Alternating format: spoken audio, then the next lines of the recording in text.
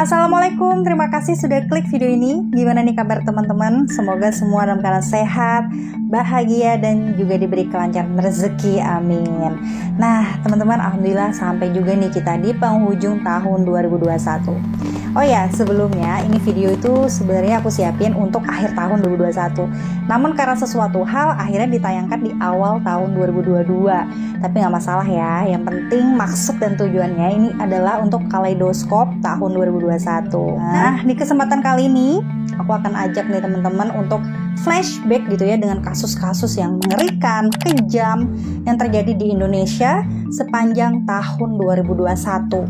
Dengan harapan di tahun 2022 Indonesia bisa lebih aman dan hukuman yang diterima oleh para pelaku kejahatan juga bisa lebih setimpal dan adil gitu ya. Oke teman-teman, inilah deretan kasus yang terjadi di tahun 2021. Yuk kupas tuntas di channel Rika Roni.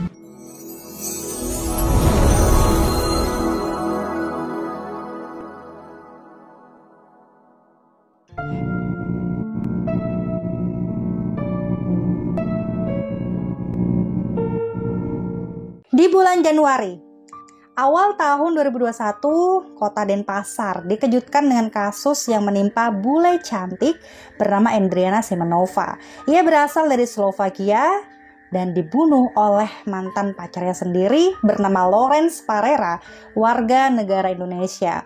Motifnya sakit hati diputusin. 3 tahun dia menjalani asmara, bahkan sudah hampir menikah.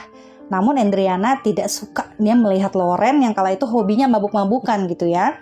Endriana pun langsung minta putus. Nah kala itu Lawrence tidak terima dan akhirnya dia menusuk leher Endriana dengan pisau kecil khas dari negara Slovakia yang ternyata memang sudah dia simpan di dalam kantong bajunya. Dan kala itu Endriana pun meninggal karena kehabisan darah. Kasus ini menjadi kasus yang paling cepat terungkap kala itu dan diputuskan sebagai kasus pembunuhan berencana dengan hukuman penjara selama 20 tahun. Kebetulan kita sudah pernah bahas di channel ini, kalian bisa klik linknya di sini kalau misalnya pengen tahu kisahnya lebih dalam.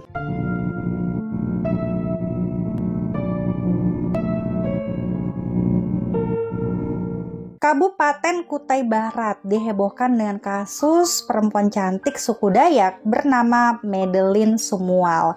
Usianya 21 tahun, dia dibunuh oleh seorang pria suku Madura ini teman-teman dengan motif nafsu bejat. Jadi pria ini dia memaksa Madeline yang kala itu diketahui sedang hamil muda untuk memenuhi nafsu bejatnya. Ya, dikarenakan Madeline melakukan perlawanan ya kala itu teman-teman. Dia sempat merebut pisau dari tangan pelaku, terus dia menusuk kakinya pelaku. Tapi hal itu malah membuat si pelaku ini kalap. Jadi dia langsung ya menusuk lehernya Madeline berkali-kali hingga Madeline tak bernyawa. Aduh, ini sih sadis banget ya kan. Dan pelaku akhirnya dijerat dengan pasal 340 KUHP tentang pembunuhan berencana dengan hukuman penjara seumur hidup serta dikenai hukum adat nih teman-teman, yaitu dia harus membayar denda 4.120 guci yang nilainya itu setara dengan 1,6 miliar. Di bulan Maret, Kabupaten Bogor dikejutkan oleh penemuan jasad wanita di dalam kresek yang terjadi secara beruntun dalam 2 pekan. Ya, sampai-sampai kasus ini dikatakan sebagai pembunuhan berantai.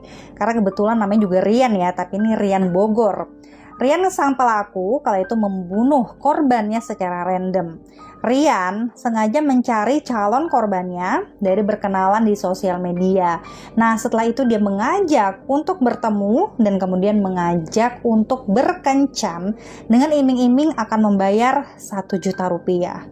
Lalu setelah oke gitu kan, tanpa rasa iba, Rian pun langsung nih membunuh korbannya dan memasukkannya ke dalam kantong kresek sampah yang besar gitu ya, kemudian dibuang. Nah dikarenakan merasa aman-aman aja, tidak ada yang mengetahui tindakannya gitu ya. Rian pun kembali mengulangi lagi perbuatannya. Hingga akhirnya dari korban yang kedua inilah terendus bahwa dia adalah pelakunya. Dan Rian pun dijatuhi hukuman 13 tahun penjara. Bagaimana menurut kalian dengan hukuman yang diterima oleh Rian? Apakah sudah setimpal?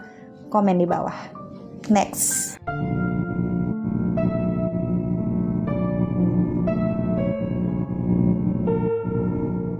Di bulan April, nah ini kita dikejutkan dengan kasus yang kala itu begitu menyayat hati. Seorang istri dibunuh dengan kejam oleh suaminya sendiri di saat ia sedang hamil anak kedua. Ya, wanita cantik ini bernama Putri Ima. Ia bekerja sebagai customer service di salah satu perusahaan ekspedisi. Namun sayang teman-teman, di hari itu saat ia pulang kerja, dia pun bertengkar dengan suaminya. Dan dengan emosi, sang suami malah membekap Putri Ima menggunakan bantal yang bergambarkan foto pernikahan mereka.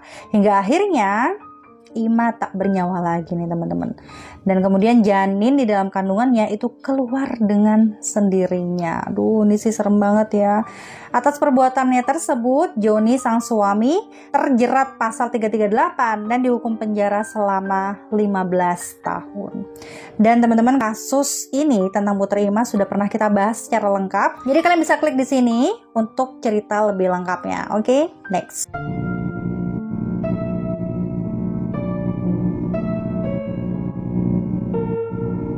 Bulan Mei, ya masih di kota Surabaya nih teman-teman. Kasus kali ini melibatkan seorang trainer gym, di mana tanpa berpikir panjang, Aaron, sang trainer gym itu dengan sangat sadis, dia menusuk tubuh salah satu peserta gym berkali-kali di depan tempat gym tersebut. Hingga akhirnya sang korban ini kehabisan darah dan dia meninggal dalam perjalanan ke rumah sakit. Dan setelah kejadian itu, Aaron pun duduk, dia menunggu hingga polisi datang, lalu dia menyerahkan diri dan mengatakan bahwa motifnya adalah sakit hati lantaran Aaron ini selalu dibully oleh korban begitu lama. Dan kali ini dia benar-benar sudah tidak bisa lagi menahan emosinya. Atas perbuatannya ini teman-teman, Aaron kemudian dikenakan pasal 340 yaitu tentang pembunuhan berencana dan pasal 351 penganiayaan berat, dan hukumannya adalah penjara selama 20 tahun. Terus terang ini kasus yang sempat teman-teman bilang bahwa pelakunya itu didukung ya, karena pelakunya itu kayak benar-benar tertekan banget, telah dibully selama bertahun-tahun. Nah, kalau misalnya kalian ingin lebih tahu cerita lengkapnya, kalian bisa klik juga di video yang sini. Next.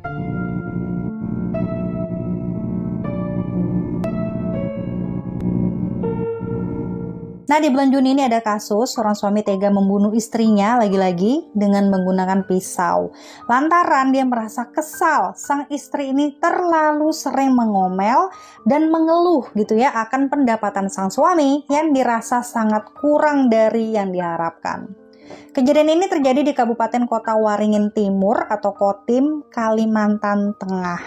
Nah, diketahui sebelumnya Susiani, usia 50 tahun, dia ditemukan sudah tak bernyawa di areal perkebunan kelapa sawit. Tubuhnya ditemukan oleh anaknya sendiri di parit sekitar tempat tinggal mes perusahaan perkebunan kelapa sawit dalam keadaan tertutup daun pelepah kelapa sawit. Motif dari sang suami membunuh istrinya ini adalah karena sakit hati telah direndahkan oleh sang istri. Dan hukuman yang dijatuhkan kepada sang suami adalah 20 tahun penjara. Gimana menurut kalian dengan kasus ini? Komen di bawah. Next.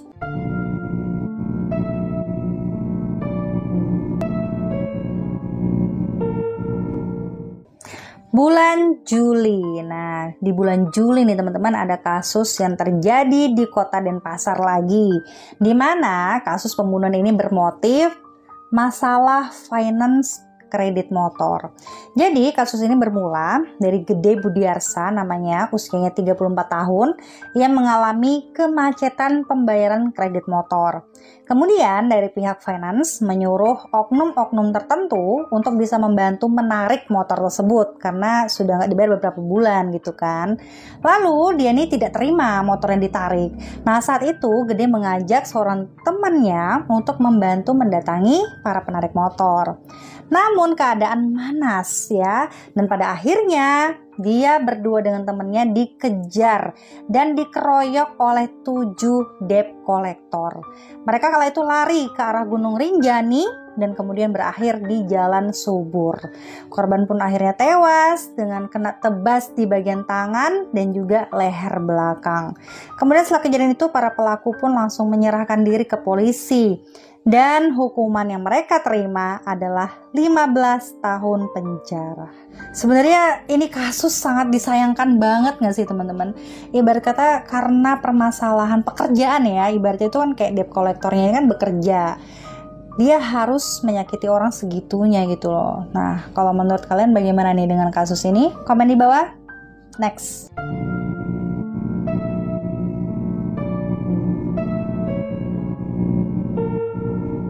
Agustus. Nah, bulan Agustus nih teman-teman, pasti kalian masih ingat banget kasus yang benar-benar hingga kini tuh masih menjadi misteri.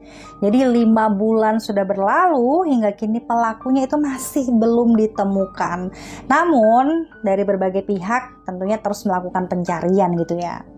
Di tanggal 17 Agustus 2021 kita dikejutkan nih dengan kejadian Subang, Jawa Barat. Ya, seorang ibu bersama putrinya ditemukan sudah tak bernyawa. Mereka ditumpuk di dalam mobil Toyota Alphard.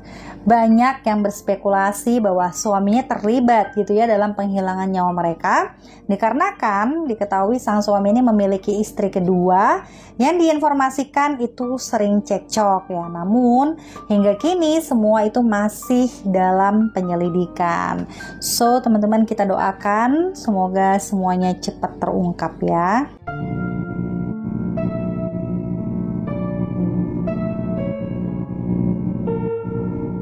Nah di bulan September nih teman-teman ada kasus yang sudah pernah kita bahas juga ya. Jadi sangat-sangat menyayat hati kasusnya ini karena ada seorang ibu tiri alias ibu sambung. Dia itu dengan tega membunuh anak tirinya sendiri dengan membayar Rp70.000 seorang berandalan gitu ya untuk menceburkan anaknya yang baru berusia 7 tahun ke sungai. Dan motifnya tuh aneh banget, dia cemburu kepada sang anak dikarenakan suaminya lebih sering memanjakan anak tirinya daripada dia. Oh my god gitu loh. Kisah lengkapnya ini udah pernah kita bahas sekali lagi teman-teman. So kalian bisa klik videonya di sini. Dan atas perbuatannya ini sang ibu tiri pun mendapatkan hukuman 15 hingga 20 tahun penjara. Next.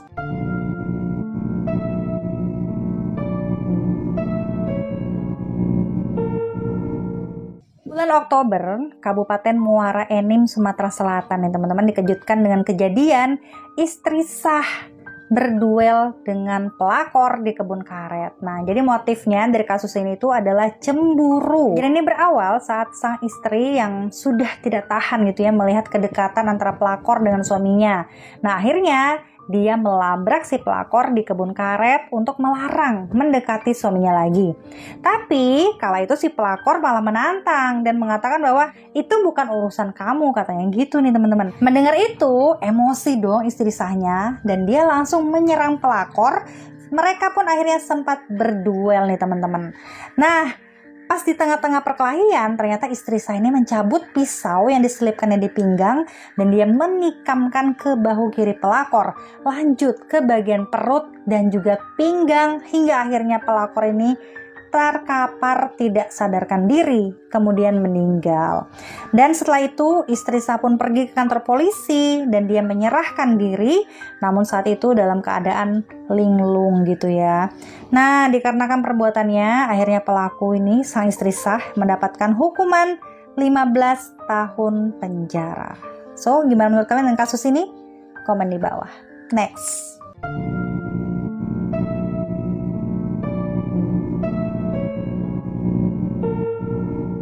Warga di Jalan Kaliurang, Sleman, Yogyakarta dikejutkan nih dengan penemuan sosok mayat wanita di sebuah pekarangan kosong pada tanggal 17 November 2021. Mayat tersebut diketahui berinisial IRK. Ya, diketahui dia meninggal dikarenakan luka di bagian kepala dan juga dadanya. Dan yang lebih mengejutkan lagi teman-teman, dari hasil penyelidikan dibantu oleh CCTV jalanan di sekitar tempat kejadian gitu ya, pelakunya itu adalah remaja berusia 16 tahun dan sedang bersekolah di salah satu SMK di daerah Pakem. Nah, kala itu motifnya adalah pembegalan. Lalu si pelaku yang masih remaja ini memaksa gitu ya untuk melakukan hal intim. Dan korban kala itu teriak dan melawan, akhirnya dibunuhlah sama dia. Setelah korbannya ini meninggal, dengan enaknya dia pulang ke asrama sekolahnya. Dan atas perbuatannya, teman-teman, remaja pelaku ini terancam hukuman mati atau penjara seumur hidup. Gimana menurut kalian dengan kasus ini? Sebenarnya cukup miris ya, karena kok sampai anak seusia itu gitu, umur 16 tahun tuh sudah kayak berpikir kriminal banget ya nggak? Menurut kalian gimana? Komen di bawah.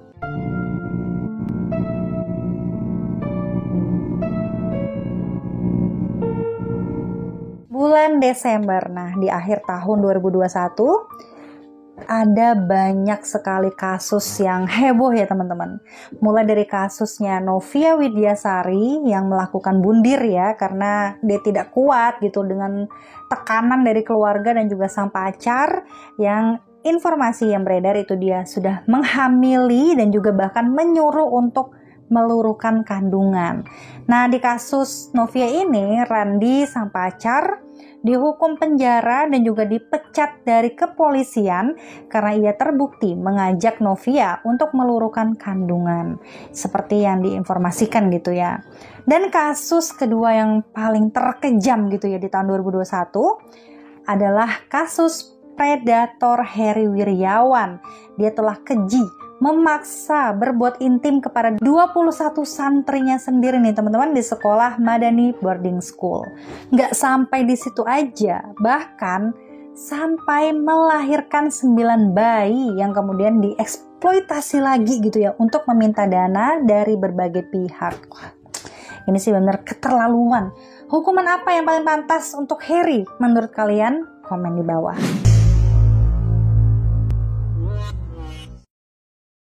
So, demikianlah teman-teman kumpulan kasus dari awal tahun 2021 hingga akhir tahun 2021.